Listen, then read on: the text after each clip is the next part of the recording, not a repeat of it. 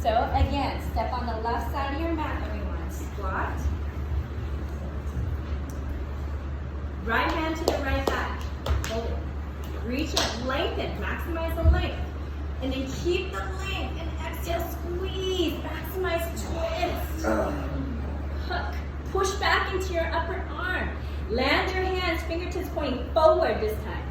Turn your left hand facing forward. Look at me. From here to here now. Yes. Now, line up the other hand here. Nice. Lead your chest forward first. Shift some weight into the right hand. Bear it down. And then start to lift the legs. Wow. Oh, wow. Careful. Okay. No. I know. The body says no for many different reasons. It's really just not right now. That's all. It's just not right now. Okay, shift to the other side. And we're going to move forward. Okay. Don't go ahead of me. Okay? Because we rush into it. We think we know what we're doing, but there's a structure to it. So let it kind of fold, unfold. Right hand reaches up. Squeeze and hook. Keep your pelvis in line. So how you know is that right knee's going too far forward. That's too deep of a twist.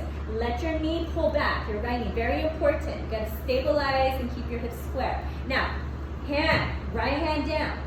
You should feel pressure on your upper arm, close to the side of your shoulder here. Line up your other left hand, chaturanga hand distance, nice and wide, a little wider. I know it feels weird, that arm. Now just only, don't lift your feet up, don't lift your feet up. Shift your body weight to the left hand, feel that. And then lead your chest forward and then pick up your feet. Nice, Alex, good. Nice. Good, Brianna, good. I saw it. Yeah, I got it. Okay. Kind of just like a feeling. Press. So what was the first thing I was sort of talking about? Hasta Bandha. This is why. If your hands are not ready, your wrist, no pancake, flat, easy hands. It's always activated. You gotta protect your wrist. You're gonna keep repeating all these things. All right.